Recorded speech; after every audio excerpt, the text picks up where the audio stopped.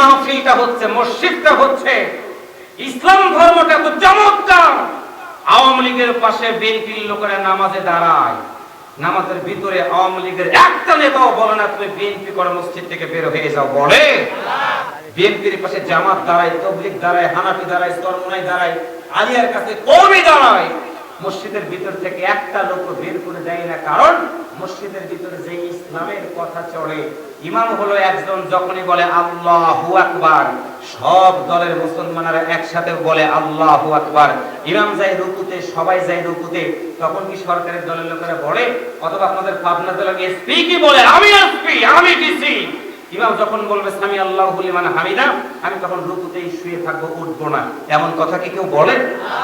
মসজিদের ভিতরে বলেন তো ইসলামের হুকুম চলে, মসজিদের ভিতরে একটা হুকুম চলে, সেই হুকুমটা কার? কিন্তু কথা বলেন কার?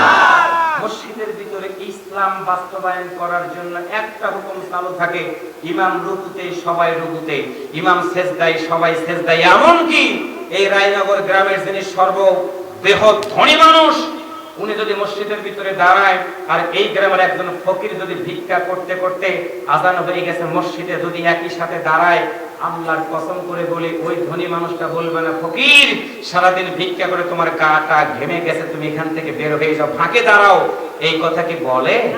কথা বলেন, বলে?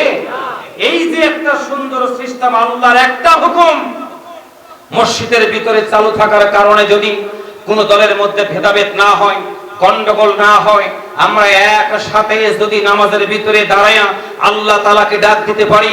ও রায়নগরের মুসলমানরা, আজকে আপনাদের কাছে এই আয়াতের তাফসীরের আলোকে জানাই দিতে চাই, মসজিদের ভিতরে যদি আল্লাহর একটা হুকুম চালু থাকার কারণে সব দলের মুসলমানরা যদি সুন্দর শান্তি আমরা খুঁজে পেতে পারি, আজকে বাংলাদেশ নয় গোটা পৃথিবীর মানুষ যদি একটাবার অন্তর দিয়ে চিন্তা করে, মসজিদের ভিতরে আল্লাহর হুকুম চালু থাকার কারণে, মসজিদের ভিতরে কোরআনের হুকুম চালু থাকার কারণে মসজিদটা যদি সুন্দর সুখী সমৃদ্ধশালী হতে পারে, ওই আল্লাহর হুকুম যদি বাংলাদেশ সহ গোটা পৃথিবীতে প্রতিষ্ঠিত হয়, আল্লাহর কসম করে বললাম, আল্লাহর কসম করে বললাম, গোটা পৃথিবীটা হবে এক একটা মসজিদের মতো। গোটা পৃথিবীতে শান্তি ফিরিয়ে আনার জন্য যদি আপনাদেরকে আল্লাহর কোরআনের পথে আহ্বান করা হয়, কারা কারা কোরআনের পক্ষে আসতে রাজি আছেন? দুই হাত তুলে আমার আল্লাহকে দেখায় দেন।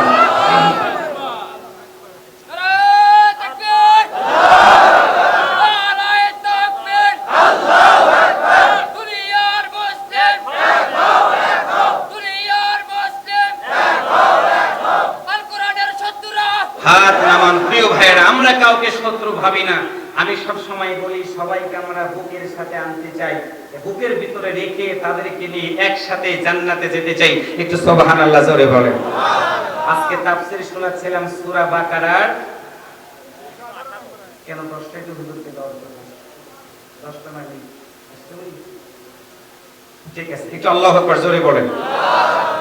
আমার সময় ছিল 10টা পর্যন্ত, যেহেতু মেহমান একটু কয়েক মিনিট লাগবে আসতে, আপনাদের খুব কি কষ্ট হবে?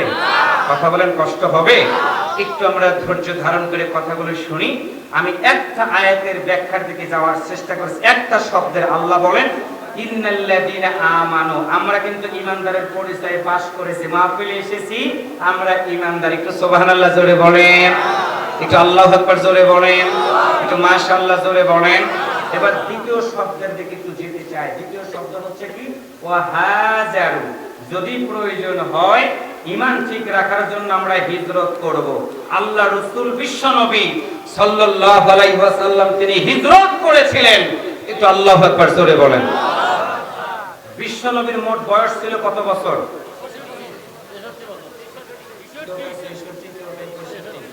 মূলত কত বছর? 63 বছর। ভালো করে বুঝবেন, ধর্মীয় জালসাতে একটু খেয়াল রাখবেন। বিশ্ব নবীর মোট বয়স ছিল 63 বছর, নবুয়তি জিন্দেগি ছিল 23 বছর, নবুয়তি জিন্দেগি ছিল 23 বছর। মাক্কি জিন্দেগিতে বিশ্ব নবী ছিলেন 13 বছর। মাক্কির জীবনটা ছিল নবীর অত্যন্ত কষ্টের, দুঃখের, খেয়ে না খেয়ে রাত জেগে জেগে আল্লাহর কাছে ধরনা দিয়ে তিনি চোখের পানি ছেড়ে দিয়ে কেঁদেছেন বিদায়। আল্লাহ বলেন, নবী আমি আল্লাহ তোমাকে বিজয় দিয়ে দিব, মক্কার জমিন থেকে হিজরত করা লাগবে তোমাকে মদিনাতে। একটু আল্লাহু আকবার জোরে বলেন। ও আল্লাহর বান্দারা, আল্লাহ তাআলা ডাক দিয়া বলেন, নবী শুনে না, জান্নাতে যদি যেতে চায়, আমি আল্লাহ বললাম এক নম্বর কাজ হলো ইন্নাল্লাযীনা আমানু, ঈমান তাদেরকে ঠিক রাখা লাগবে। ঈমান ঠিক রাখার অন্যতম শর্ত হলো আল্লাহ বলেন ওয়াকিমুস সালাত, তোমাকে নামাজ প্রতিষ্ঠিত করা লাগবে। যদি নামাজ প্রতিষ্ঠিত করো, আল্লাহ তাআলা বলেন তোমার ঈমানটা ঠিক আছে, আমি আল্লাহ এটা ধরে নেব। তাহলে এইখান থেকে আমরা শিখলাম নামাজ যার আছে ঈমান কিন্তু তার আছে, যার ঈমান নাই তার, যার নামাজ নাই তার কিন্তু ঈমান নাই। একটু কথা বলেন ঠিক কি না? আবার আমার দেশে কিছু মানুষ আছে বলে নামাজের মতো নামাজ একদিনই পড়বো। আমি তাদের পায়ে হাত দিয়ে বলে বন্ধুরা, নামাজের মতো নামাজ তুমি একদিন পড়বা, ওই দিন যদি তুমি না বাঁচো। কারণ হলো আপনারা বলেন তো বাড়ি থেকে খাবার খেয়ে সুন্দর করে এখানে আসলেন, বসলেন, মাহফিল ঠিকই শেষ হয়ে যাবে, আমি রাকিবুল সিরাজগঞ্জ যেতে পারবো। আমার বাড়িতে একটু দূরে আছে, আপনাদের বাড়ি রায়নগর অথবা আশেপাশে যাদের বাড়ি আছে আওয়াজ করে বলুন তো এখানে বসেছেন দাঁড়ায়া বাড়ি পর্যন্ত যেতে পারবেন এমন নিশ্চয়তা কি আমাদের জীবনে আছে? একসাথে বলেন আছে না গো বন্ধু না। এইখানে বসা তো বসে আছি, দাঁড়ানো তো দূরে থাক, বাড়ি যাওয়া তো দূরে থাক। এই ঘাড়টা ডান দিকে ঘুরালাম আবার সোজা করব, বাম দিকে ঘুরালাম আবার সোজা করব, চক্ষুটা আমরা নিচের দিকে ফেললাম আবার চক্ষুটা উঠাবো। এমন নিশ্চয়তা যদি আমাদের জীবনে না থাকে, আওয়াজ করে বলুন তো যতদিন আমার আল্লাহ বাঁচায় রাখবে, আমার আল্লাহকে রব হিসাবে কি আমাদের মানা দরকার আছে না? হিজরত কেমন করে করবেন মুসলমানেরা? বিশ্বনবী সাল্লাল্লাহু আলাইহি ওয়াসাল্লাম কোরআনের দাওয়াত দিচ্ছেন। আল্লাহ বলেন ও নবী কোরআনের দাওয়াত দাও, তোমার ঠিক আছে। আবু জেহেলের দলের লোকেরা তোমাকে তো ধরবে, মারবে, দুনিয়া থেকে বিদায় করে দিবে গো নবী। আবু জেহেলের দলের লোকেরা তোমাকে যদি মারে তাহলে তুমি কেমন করে দিনের দাওয়াতটা দিবা বন্ধুরে? আমি আল্লাহ তাআলা ঘোষণা করে দিলাম জিবরাইল আমিন মারফত দিয়ে তোমাকে হিজরত করা লাগবে, ওয়া হাজারু, হিজরত করা লাগবে। আল্লাহ রাসূলের কাছে জিবরাইল আমিন এসে সুন্দর করে বলে গেল, যখন আল্লাহ রাসূল সাল্লাল্লাহু আলাইহি ওয়াসাল্লামের সবচেয়ে বেশি আদরের এবং কাছের প্রিয় সাহাবী ছিল হযরতে আবু বকর সিদ্দিক রাদিয়াল্লাহু তাআলা আনহু। একটু আল্লাহু আকবার বলেন, আরেকটু জোরে বলেন আল্লাহু আকবার। আবু বকর সিদ্দিক রাদিয়াল্লাহু তাআলা আনহুকে বিশ্বনবী ডাক দিয়া বললেন, আবু বকর, আরবের কাফেররা আমাকে মারে, আমাকে কষ্ট দেয়। আবু বকর, আল্লাহর পক্ষ থেকে আদেশ হয়ে গেছে, হিজরত করা লাগবে আমাকে। আবু বকর তুমি কথাটা শুধু মনে রাখবা। আমার প্রিয় ভাইরা, ইমানদার কাকে বলে? আল্লাহ রাসূলকে কেমন করে ভালোবাসতো। হিজরতের ওয়াদার হয়ে গেল, আমার আল্লাহ তাআলা ডাক দিয়ে বলেন, বন্ধুরে শুনে নাও, আমি আল্লাহ হিজরত করার জন্য তোমাকে আজকে আদেশ করে দিয়ে দিলাম। আল্লাহ রাসূলকে হিজরত করার কথা বলা হলো। বিশ্ব নবী বাইতুল্লাহতে তিনি অবস্থান করতেছেন। আবু বকর সিদ্দিক রাদিয়াল্লাহু তাআলা আনহু নাই, ওমর রাদিয়াল্লাহু তাআলা আনহু নাই, ওসমান তখনও নাই। বিশ্ব নবী হযরতে আলী রাদিয়াল্লাহু তাআলা আনহুকে তিনি আদর করে ডাক দিলেন। একটু মারহাবা বলা দরকার। আমার প্রিয় ভাইরা ভালো করে তাফসীর বুঝবেন। দুই নাম্বার হলো হাজারু হিজরত করেছেন বিশ্বনবী কেমন করে? আলী রাদিয়াল্লাহু তাআলা আনহুকে ডাক দিয়ে বলেন, আলী, আল্লাহর পক্ষ থেকে আদেশ হয়ে গেছে, হিজরত করা লাগবে আমাকে রে আলী। আল্লাহ রাসূল বলেন, আলী রে, আমি তোমার কাছে একটু সহযোগিতা চাই, তুমি কি সহযোগিতা করবা না?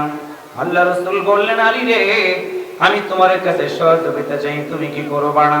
সঙ্গে সঙ্গে আলী রাদিয়াল্লাহু তাআলা আনহু বিশ্ব নবীর দিকে তাকায়া চোখের পানি ছেড়ে দিয়ে বলল, ইয়া রাসূলুল্লাহ, ছোট্ট বালকদের ভিতরে আমি সর্বপ্রথম ইসলাম ধর্ম গ্রহণ করেছিলাম গো নবী। আমি আলীকে আপনি যা মূল কারণ হলো আমি আলী আপনার মতো নবীকে আমার জীবনের চেয়ে বেশি ভালোবাসি। একটু আল্লাহু আকবার বলেন, আওয়াজ করে বলুন তো, আমাদের জীবনের চেয়ে নবীকে কি বেশি ভালোবাসা দরকার আছে না নাই? আরো জোরে বলেন, আছে না নাই? আল্লাহ রাসূল বলেন, আলী রে, তাহলে একটা কথা বলবো তোমাকে, হিজরত আমাকে আল্লাহর আদেশে করা লাগবে। দেখো তো এই জমিনের উপরে এই বিছানাটা কার? আলী বললেন, হুজুর এই বিছানাটা তো আপনার।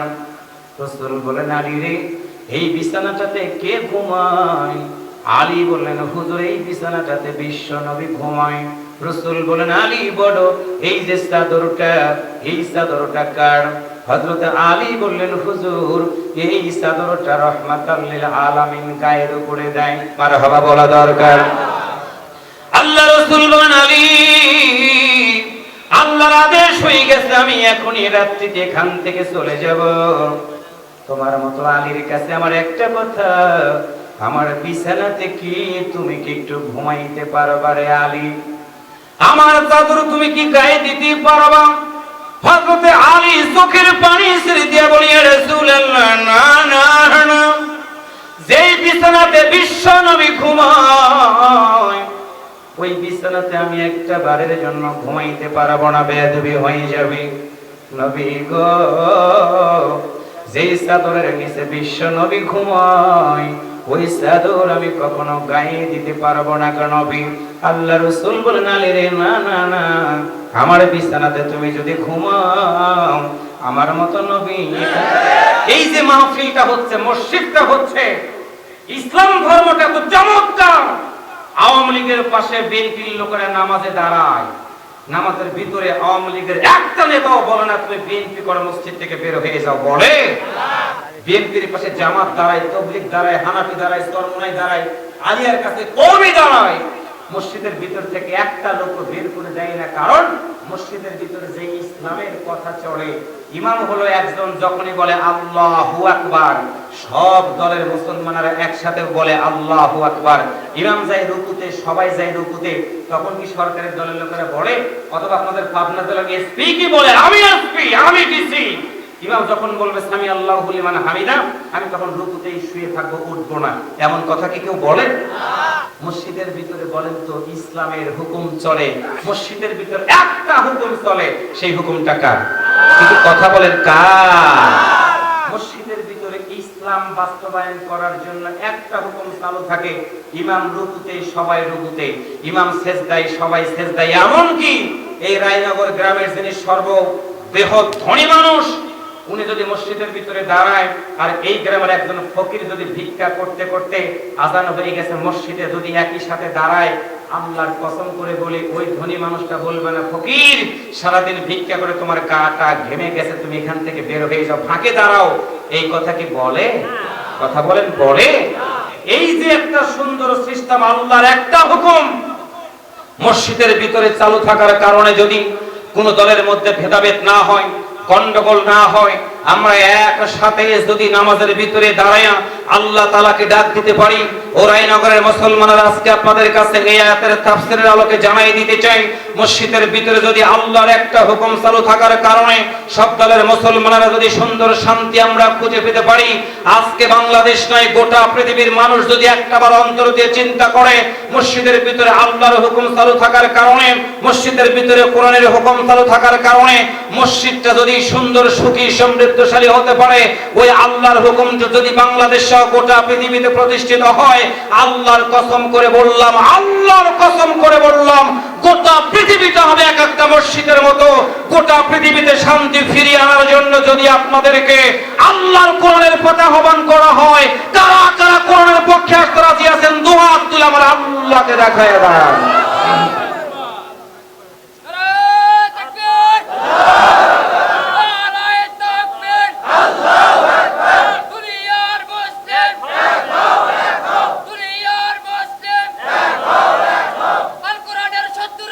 হাত নামান। প্রিয় ভাইয়েরা, আমরা কাউকে শত্রু ভাবি না। আমি সব সময় বলি সবাইকে আমরা বুকের সাথে আনতে চাই, বুকের ভিতরে রেখে তাদেরকে নিয়ে একসাথে জান্নাতে যেতে চাই। একটু সুবহানাল্লাহ জোরে বলেন। আজকে তাফসীর শোনাচ্ছিলাম সূরা বাকারার কেন 10টায় তো হুজুরকে দেওয়ার জন্য 10টা মানে ঠিক আছে, একটু আল্লাহু আকবার জোরে বলেন। আমার সময় ছিল 10টা পর্যন্ত, যেহেতু মেহমান একটু কয়েক মিনিট লাগবে আসতে, আপনাদের খুব কি কষ্ট হবে? কথা বলেন, কষ্ট হবে? একটু আমরা ধৈর্য ধারণ করে কথাগুলো শুনি। আমি একটা আয়াতের ব্যাখ্যার দিকে যাওয়ার চেষ্টা করছি। একটা শব্দের আল্লাহ বলেন ইন্নাল্লাযীনা আমানু, আমরা কিন্তু ঈমানদারের পরিচয়ে পাশ করেছি, মাহফিলে এসেছি আমরা ঈমানদার। একটু সুবহানাল্লাহ জোরে বলেন, একটু আল্লাহু আকবার জোরে বলেন, একটু মাশাআল্লাহ জোরে বলেন। এবার দ্বিতীয় শব্দের দিকে একটু যেতে চাই। দ্বিতীয় শব্দ হচ্ছে কি? ওয়াহাজারু, যদি প্রয়োজন হয় ঈমান ঠিক রাখার জন্য আমরা হিজরত করব। আল্লাহ রাসূল বিশ্ব নবী সাল্লাল্লাহু আলাইহি ওয়াসাল্লাম তিনি হিজরত করেছিলেন। একটু আল্লাহু আকবার জোরে বলেন। বিশ্ব নবীর মোট বয়স ছিল কত বছর?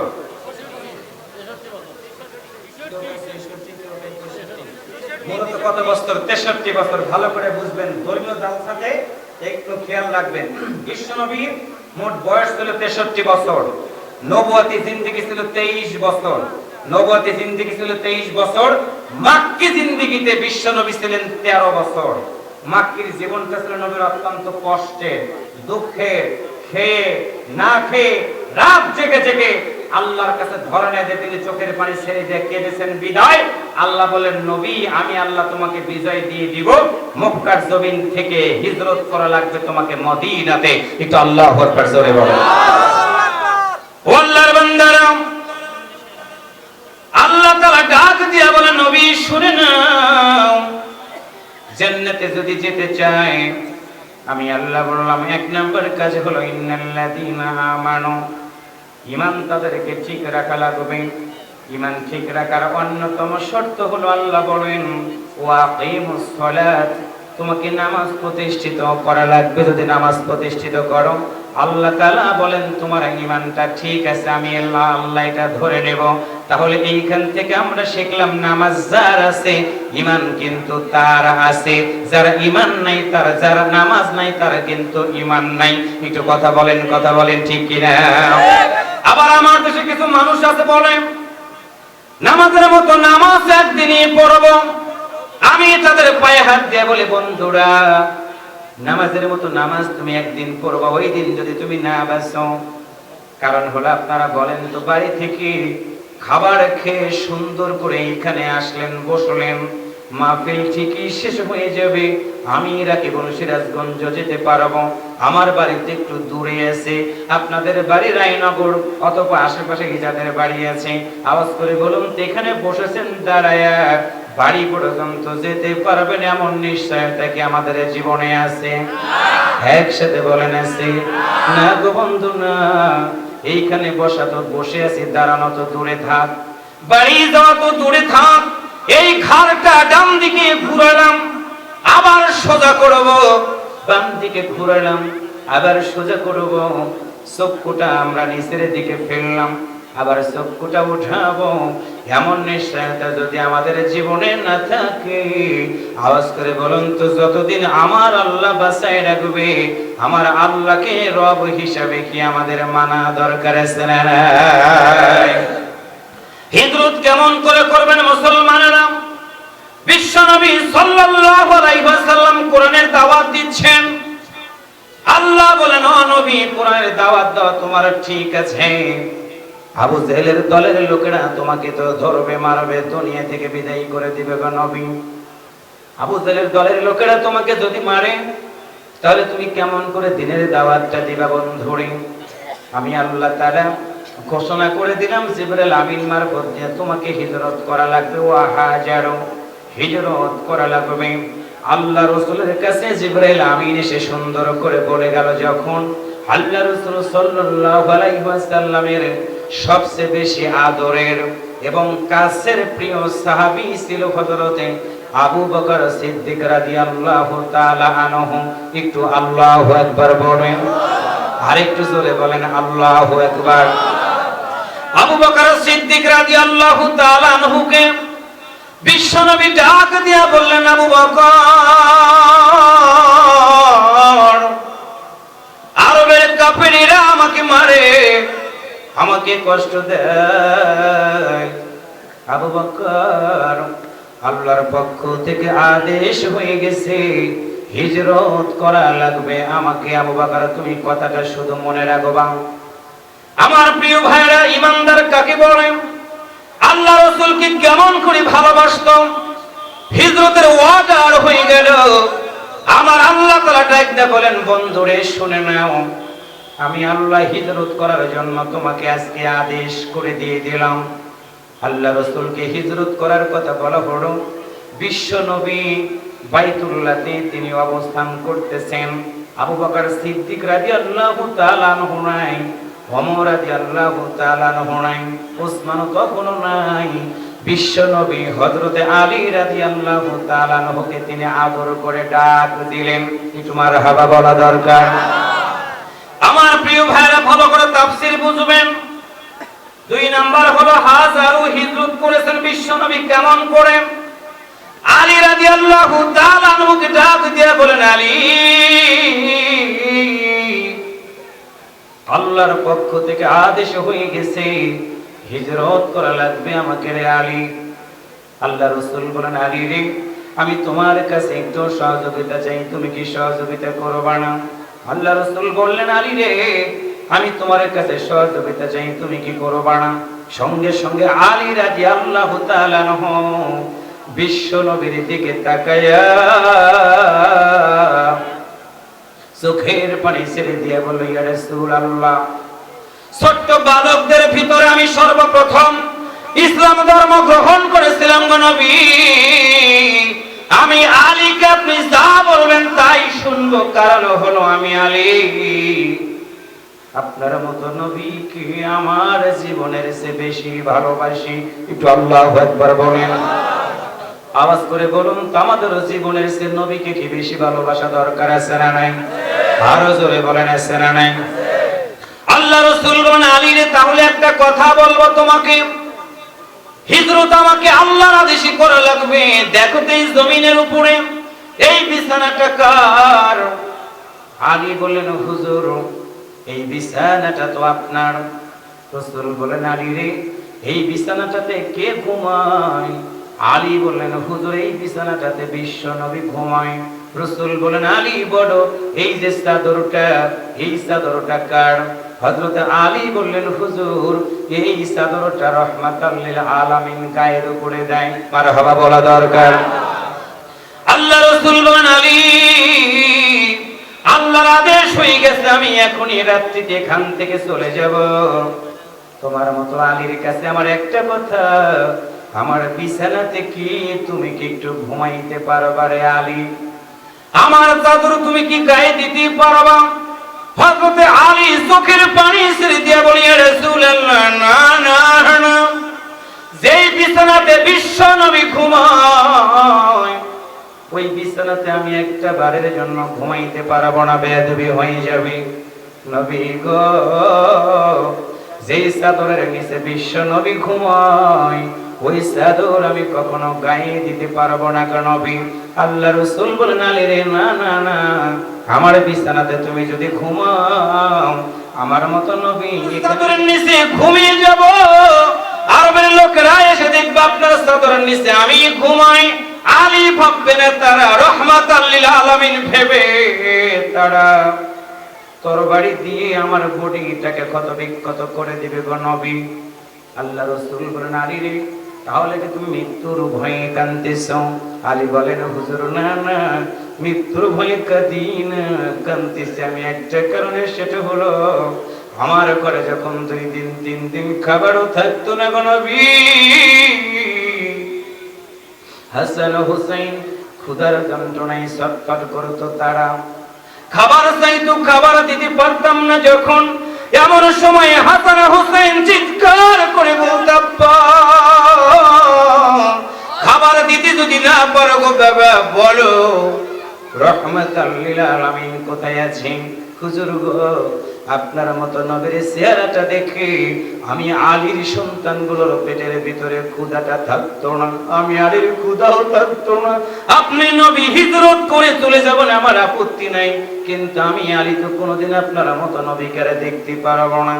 এমনই সময় বিশ্ব নবী আলীকে বুকের সাথে জড়ায় ধরে নিজের হাত দিয়ে চোখের পানি মুছিয়ে দিয়ে বলেন, আলী বলো, তুমি কি একটু আমার হাতের দিকে একটু বারের জন্য কি তাকাবা না? হযরতে আলী বিশ্ব নবীর হাতের দিকে তাকালেন। রাহমাতাল লিল আলামিন হাতের আঙ্গুল এইরকম করে উঁচু করে ধরলেন। আলী বলেন, হুজুর গো, আপনার হাতের আঙ্গুলগুলো দেখলাম।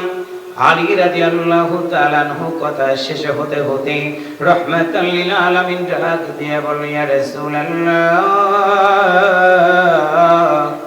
আপনার হাতের আঙ্গুল আমি একসাথে দেখলাম, এর বাকি কারণ আপনি কি বলবেন না?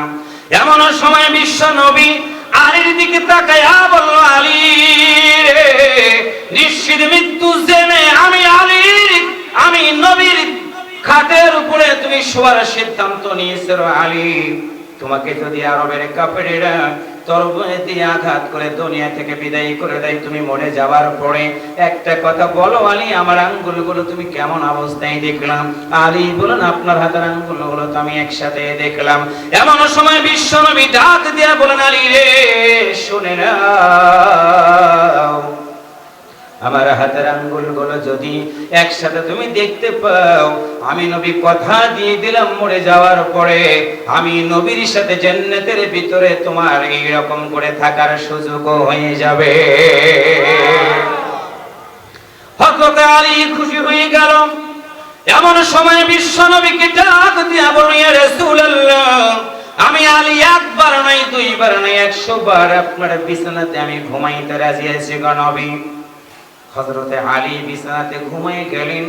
রাহমাতাল লিল আলামিন আল্লাহর আদেশে হিজরত করলেন, ঘরের ভিতর থেকে সেখান থেকে বের হলেন। কাফেররা চতুর্দিকে ঘেরাও করে রেখে দিয়েছেন। আল্লাহ রাসূল সূরা ইয়াসিনের একটা আয়াত তেলাওয়াত করে এক মুষ্টি ধুলি ছেড়ে দিলেন। কাফেরদের চোখের ভিতরে ঢুকে গেল ধুলা গুঁড়ো। তারা চোখ ডোলা শুরু করে দিয়েছে। চোখ ডলতে ডলতে তারা যখন বেশি ব্যস্ত, এমন সময় বিশ্ব নবী সেখান থেকে বের হয়ে চলে গেলেন। একটা দৌড় দিয়ে গিয়ে দেখে হযরতে আবু বকর সিদ্দিক রাদিয়াল্লাহু তাআলা আনহুর বাড়িতে বিশ্ব নবী গেলেন। ঘরের দরজাতে একটা ডাক দিলেন, আবু বকর।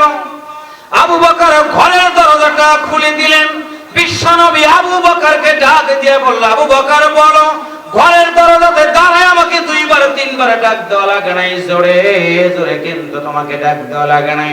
আবু বকর, তুমি কি ঘুমাও নাই? বিছানাতে তুমি কি ঘুমাও না? বলো। একটা ডাক দেওয়ার সঙ্গে সঙ্গে কেমন করে তুমি ঘরের দরজাটা খুলে দিলে, তুমি কি বলবা না?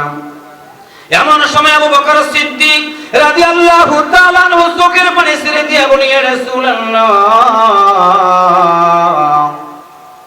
আমি বিছানাতে ঘুমানো তো দূরে থাক, আপনি যেদিন বলেছিলেন হিজরত করা লাগবে, ওই দিন থেকে নবী গো একটা রাতের জন্য আমি পিঠ লাগাইয়া বিছানাতে ঘুমাই নাই। একটু সুবহানাল্লাহ বলে। আমার প্রিয় ভাই, আল্লাহ রাসূল হিজরত করলেন, আবু বকরকে সাথে নিয়ে দৌড়ালেন। সকাল হয়ে গেল। আরবের মানুষগুলো অত্যন্ত জ্ঞানী ছিলেন। তারা পায়ের ছাপ দেখে বুঝতে পারতে এটা কার পা। তারা খুঁজতে খুঁজতে নবীর পিছনে তারা ধাওয়া করলো। আমার প্রিয় ভাইয়েরা, আবু বকর সিদ্দিক রাদিয়াল্লাহু তাআলা আনহুকে বিশ্ব নবীর সাথে নিয়ে হিজরত করলেন। লম্বা ঘটনা, সেদিকে যাব না। গর্তের ভিতরে ঢুকে গেলেন।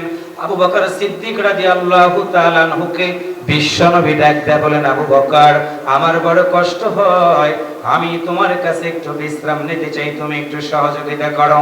আবু বকর সিদ্দিক রাদিয়াল্লাহু তাআলা আনহু উরু বিছি দিয়ে রাহমাতাল লিল আলামিনকে বিশ্রাম নেওয়ার সুযোগ করে দিয়ে দিলেন।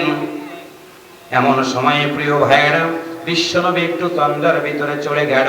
কাফেরেরা বিশ্বনবীকে খুঁজতে খুঁজতে পাহাড় পর্যন্ত যখন পৌঁছে গেল, তরবারির একটু ঝিলিক আবু বকরের চোখের উপরে পড়ে গেল। আবু বকর এই দৃশ্যটা দেখে চোখের পানি ছেড়ে দিয়ে কাঁদতে থাকলেন। কারণ হলো, এই গর্তের ভিতরে কেউ নাই। আল্লাহ রাসূলকে তারা যদি একা পায়, দুনিয়া থেকে বিদায় করে দিবে। আবু বকর ডাক দিয়ে বলে, না, আমি আবু বকর বেঁচে থাকতে নবীর জীবন নষ্ট হয়ে যাবে, এটা আমি হতে দেব না। এইটা ভেবে আবু বকর কাঁদতেছে। এক ফোঁটা চোখের পানি নবীর মুখের উপরে পড়ে গেল, নবীর ঘুমটা ভেঙে গেল। আবু বকরের দিকে তাকায়া বিশ্ব নবী ডাক দিয়ে বলল, আবু বকর তোমার কি বাড়ির কথা মনে হয়ে গেছে এই জন্য তুমি কি কাঁদতেছো? আবু বকর তোমার কি সন্তানাদির কথা মনে হয়ে গেছে এই জন্য কি কাঁদতেছো? আবু বকর ডাক দিয়া বলে, ইয়া রাসূলুল্লাহ, না না, বাড়ির কথা মনে হয়ে যায় না নবী গো, আমি কাঁদতেছি কাফেররা পাহাড় পর্যন্ত এসে পৌঁছে গেছে। এখনই যদি তারা টের পায় আপনার মতো নবীকে দুনিয়া থেকে বিদায় করে দিবে, এই জন্য আমি কাঁদতেছি। এমন সময় বিশ্ব নবী চিন্তার মধ্যে পড়ে গেলেন। আমার আল্লাহ তাআলা জিবরাইল আমিনকে ডাক দিয়ে বললেন, আমার বন্ধুর কাছে যাও, বিপদের মধ্যে পড়ে গেছে আমার নবী, তার কেউ নাই, তার কেউ নাই। ও আবু বকর যাও যাও, বিশ্ব নবীর কাছে যাও। জিবরাইল আমিন বিশ্ব নবীর কাছে এসে ডাক দিয়ে বলে, ইয়া রাসূলুল্লাহ লা তাহজান ইন্নাল্লাহা মা'ানা, নবী গো আপনি ভয় পাবেন না, আল্লাহ তাআলা আপনার সাথে আছেন। বিশ্ব নবী আয়াতটা তেলাওয়াত করে আবু বকরকে যখন শোনায় দিয়ে বললেন, আবু বকর লা তাহজান ইন্নাল্লাহা মা'ানা, ভয় পেও না তুমি, আল্লাহ তাআলা তোমার সাথে আছেন।